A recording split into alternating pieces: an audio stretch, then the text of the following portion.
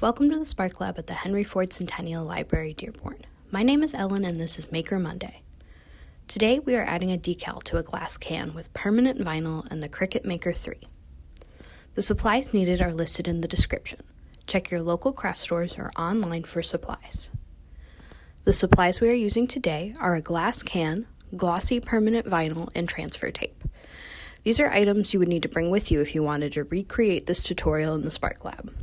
Additionally, you'll need a device with design space, a Cricut machine, a 12x12 standard grip mat, a measuring tape, and a scraper, weeding tool, and scissors. These items are all available for use in the Spark Lab. First, we'll measure our glass. It's about 9.5 inches around. I want the design to fit under this curve, so I'll measure that space. That's about 4 inches tall. Now we can log into Design Space and select New Project. In this right-hand corner, I'll make sure the machine I'm using is selected. Currently it's on Cricut Joy, and I'm going to use the Maker 3. I like to add a rectangle so I can visualize the area I'm filling with my design. I'll add a square from the Shapes menu and come up to the Size section on the navigation bar here to change the measurements. Click this lock to unlock the ratio, and we can put in our measurements. I'm also going to change the shape to the color of the vinyl I'm using just to get a visual of my project. This step is completely optional.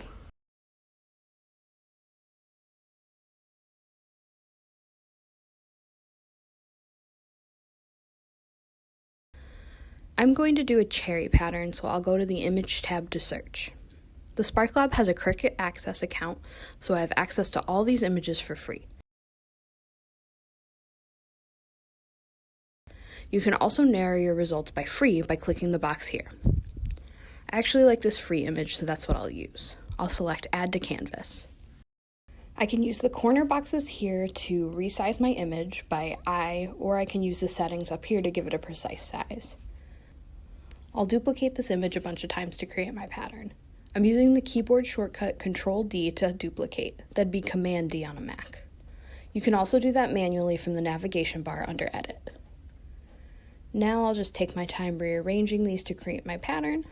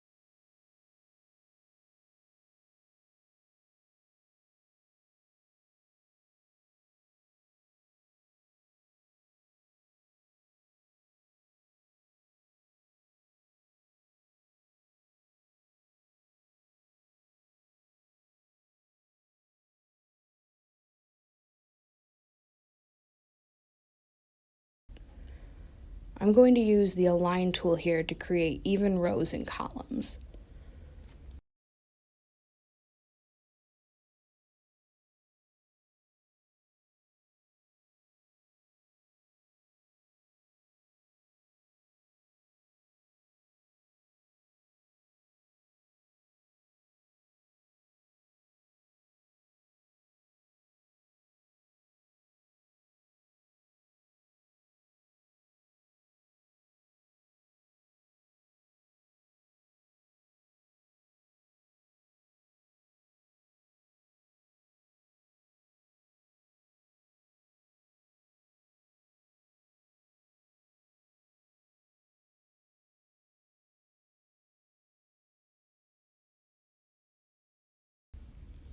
And once I like what it looks like, I'll select everything and select Attach in our Layers window on the right.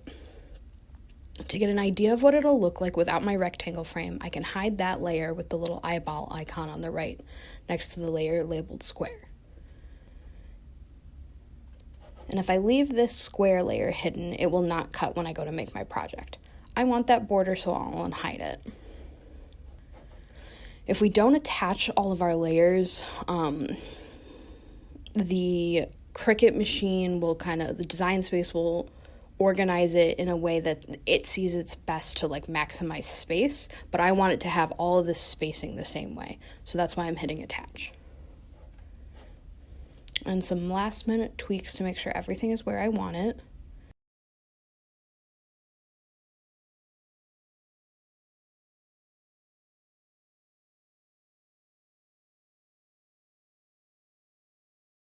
And now I can select Make. It'll prompt me to save my project, which I should have done earlier, but okay.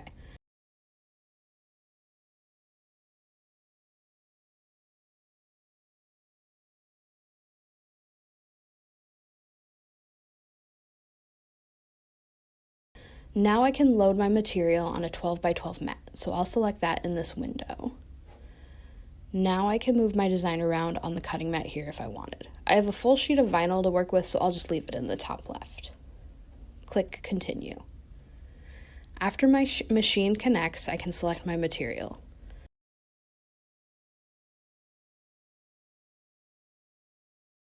Click Browse Materials, and I'll search by vinyl. I'm using a glossy permanent vinyl we have on hand in the Spark Lab, but there's no brand on it. The Cricut Premium Vinyl Glossy Permanent setting should work just fine for us.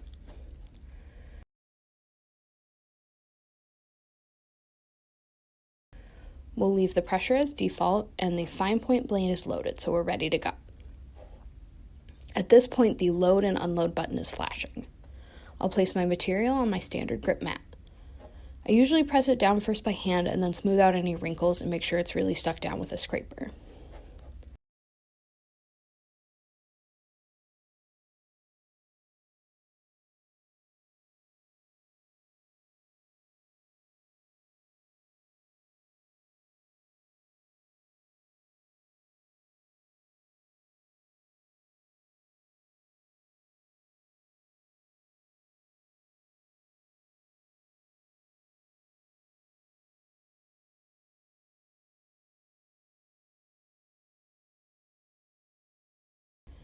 Now we'll align the mat and press the load button.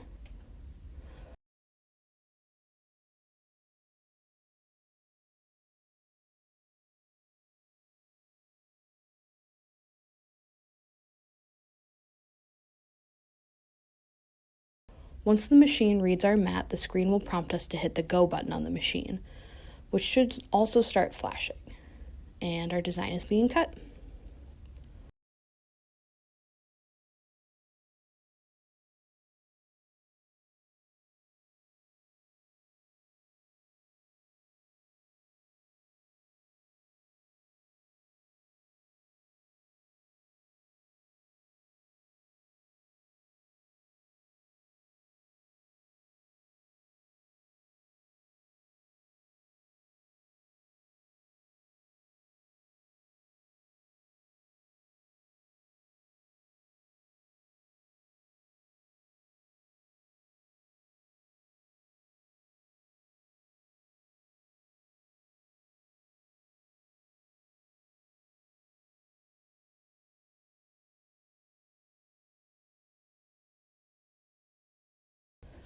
Once the cut is done, the screen will prompt us to unload the mat, and the unload button will flash again.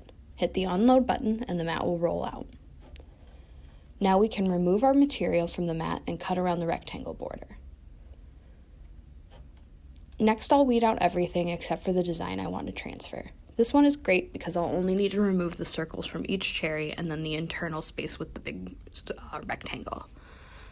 I use a piece of scrap paper to scrape the weeded vinyl onto. Permanent vinyl will stick, so it helps minimize mess or you having to scrape tiny bits of vinyl off your work surface. I'll speed up this process.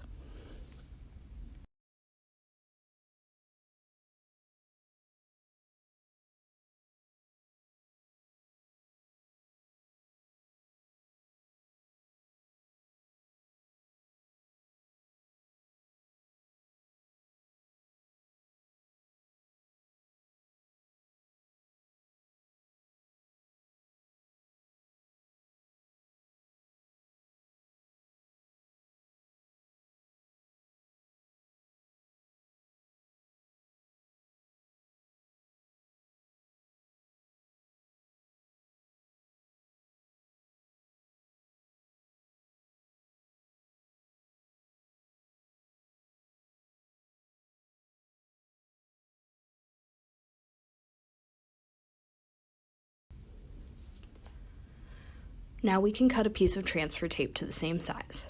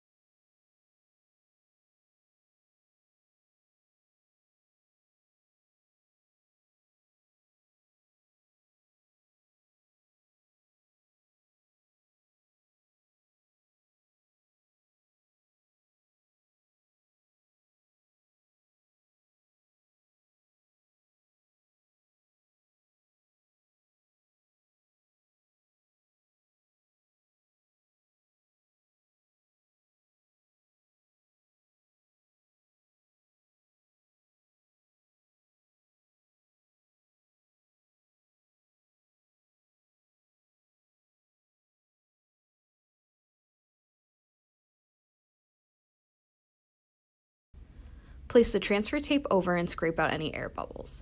It doesn't have to be perfect. I've got some pretty big wrinkles here.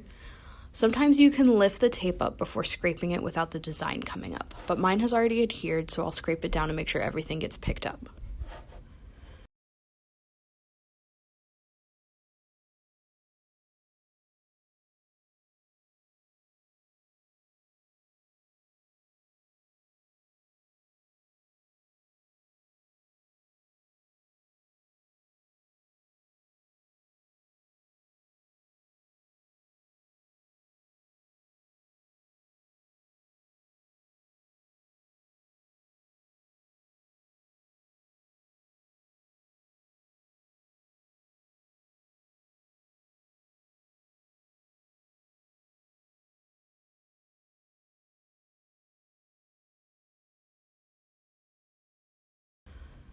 I'll lay my tape sticky side up on my work surface and roll the glass along it.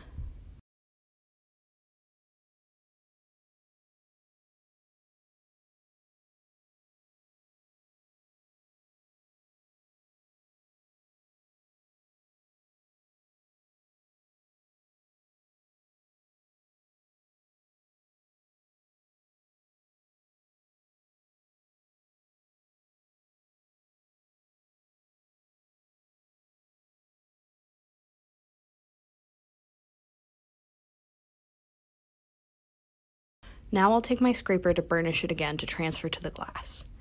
The permanent vinyl is stronger than the transfer tape and it should stick to the glass once we scrape it down.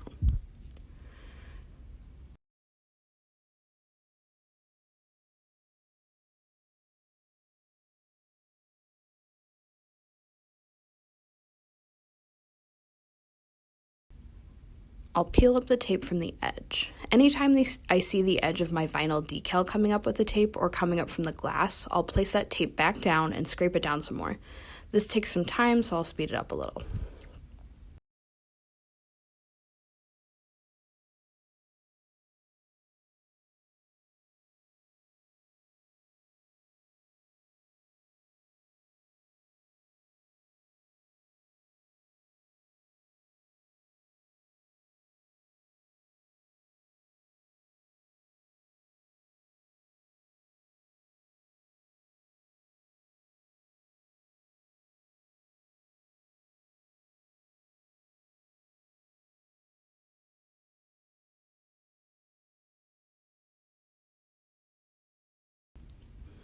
Once the tape is all off, I'll go over the decals again just to make sure nothing is lifting or wrinkled.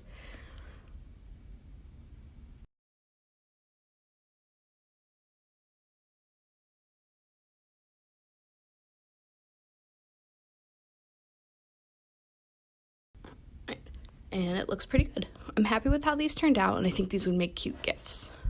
I'll leave my glass for at least 24 hours before washing or using. Permanent vinyl is not dishwasher or microwave safe, so you should hand wash for best results.